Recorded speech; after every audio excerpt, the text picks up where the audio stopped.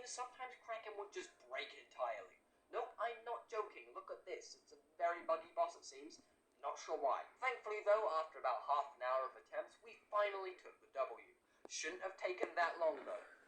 Yes! Finally!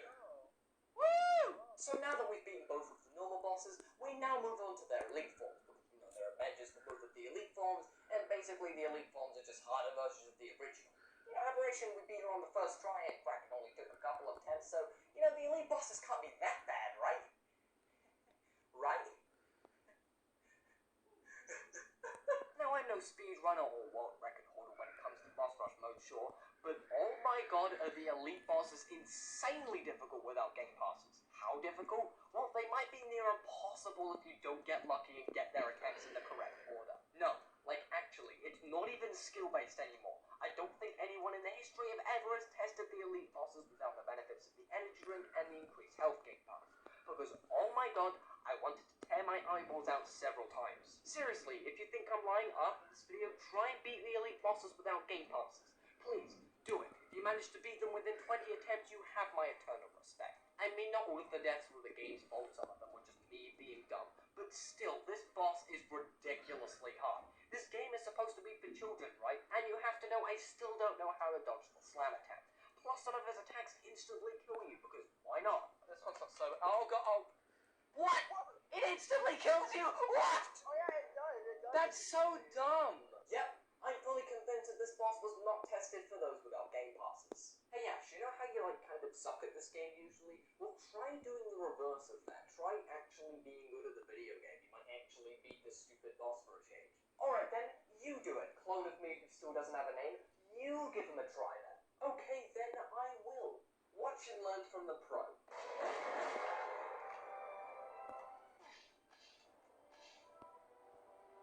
What the fish face? Back to regular Ash now. Don't worry, the elite Kraken torture is almost over.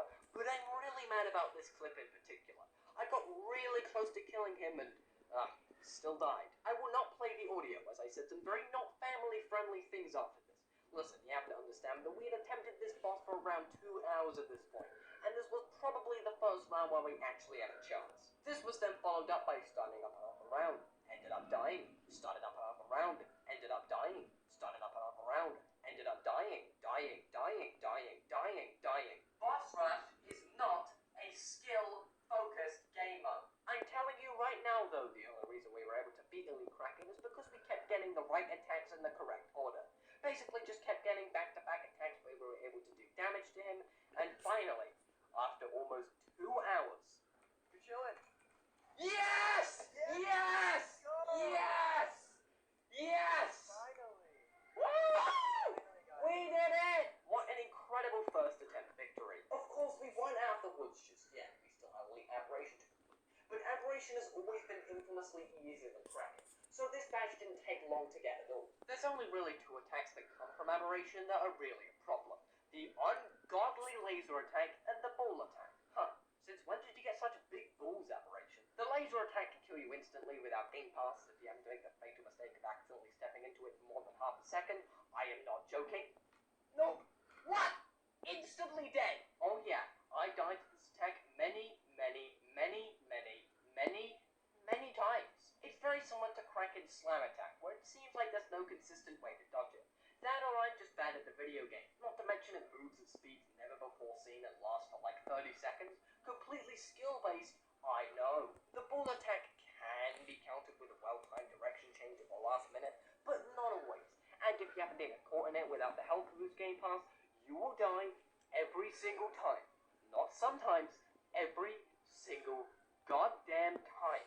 If you make a single mistake, Aberration just does not care. You will be punished greatly. But yeah, apart from those 2 attacks in particular, Elite Aberration is mostly a fair fight for those without game passes. Maybe. Well, the pillar attack is also kind of dumb since if you get picked up by it without game passes, there is a 100% chance you'll die. Unless Aberration pulls you out of the way, but why oh why would that ever happen? But I guess it killing you with a 100% chance makes sense since all you have to do is stand up against the wall to avoid the pillars, so whatever. Homer, please do not remove this completely intentional feature. What?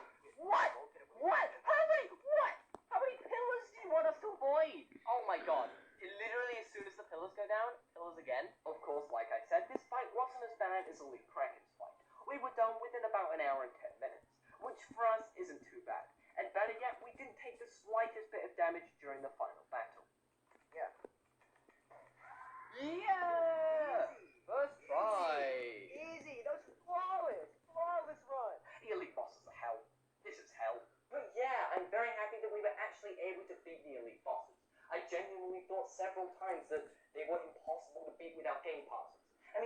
choice. They are, you know, you have to get stupid lucky that you get the correct attacks in the right order. So, you know, I guess they are impossible. And guess what? My faith rewards me yet again. Because, well... Oh my gosh! Oh my gosh! Oh my gosh! I got a mysterious entity. Okay. Yeah, baby! Let's go! Yeah! Mysterious entity! Woo! We did it! At last, the mysterious entity badge was mine, and it only took a few checks. I might actually have a chance to beat this challenge now. Maybe. If you haven't been keeping track, we're now halfway there. 12 hours remain for me to get the last 7 badges, most of them tying into one mode, Juggernaut. Now there's a pretty good reason on why I left the Juggernaut badges for last, and that's because most of the Juggernaut badges all depend on one uncontrollable variable, and that variable is the other players in your server. Sure, there are some variables that are based on RNG, but for most badges, if you follow the same strategy, you'll come out with similar results, even for the balanced and totally not broken at all elite bosses. But here's the thing, every single Juggernaut server is filled with entirely different players, with different levels of skill, meaning you'll have to just get lucky for the Juggernaut badges and hope you end up in a small server filled with a bunch of 9-year-olds. But there's actually a really cheesy way around this that your school doesn't teach you. Don't worry, it's perfectly legal, I promise. You see, if you block someone on Roblox, you can never join each other on Roblox ever again. You can try joining their game, they can try joining your game, it just won't work. Until you unblock them, of course. And because Juggernaut mode is a habit of placing you in the same server over and over again, even after you leave and rejoin, if you block the top guy in a really sweaty server that you don't want to be in anymore, Roblox will be forced to put you in a different server. It's a helpful way to not get absolutely clapped by the people who play this game instead of spending time with their family, when all you want to do is just play some relaxing Juggernaut mode with your friends.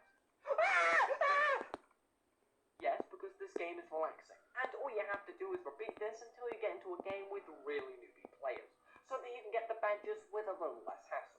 Because let's be real, it will take us 1 or 2 game passes with over 100,000 points to ruin your day and make you very upset. Listen guys, it's a video game and I need my badges. Listen, I need my badges, okay? Anyway, with that strategy in mind, and oh look, Coco returned. Top 10 enemy comebacks, am I right? The first round went great.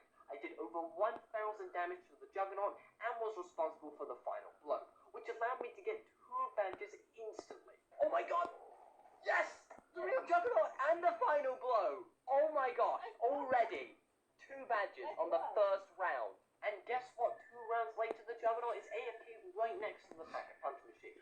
This is my chance to get Dominator. All you have to do for this badge is do 200 damage to the Juggernaut with a Pack-a-Punch weapon and win the round, which usually is a kind of tedious badge to get, but here I basically got it for free. I'm seriously on a roll here, but about half an hour later I became Juggernaut.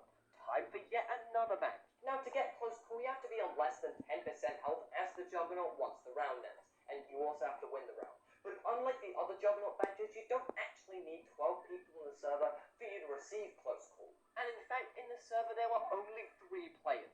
Me, Coco, and some other mysterious guy who walked into the cafeteria fan, apparently. Meaning I can cheese this badge. Let me show you. It's nothing too complicated. I basically just got Coco to shoot me until I was 1 hit away from death and killed her. Oh yeah, 100% skill right there. Oh yeah, and I also apparently got the exotic gameplay badge around this time. However, I didn't record myself getting it because I must not have been paying attention.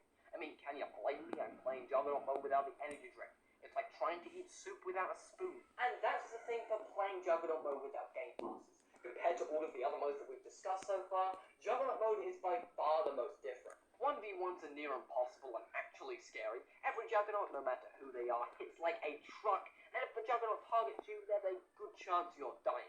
And to be honest, this is how Juggernaut mode should be. I actually liked having the possibility of death instead of being able to heal up all of my damage in a single click. It made the game feel a lot more tense. Is the mode as fun without game passes compared to having game passes? No, absolutely not. But even still, every single death felt deserved and honorable. Well, almost every death. Holy, oh my gosh! Wow. Yeah, that's totally balanced, guys. Yeah. What am I supposed to do about that? What's the counterplay? So now there are only 2 badges left to obtain. Dominant Victory, which requires you to win a round as the Juggernaut with 12 people in the lobby, and have 3 minutes remaining on the timer, and also, yeah, you guessed it, Silent Killer, which requires you to win a round as the Juggernaut with, again, 12 people in the lobby, and be on full health once the round ends.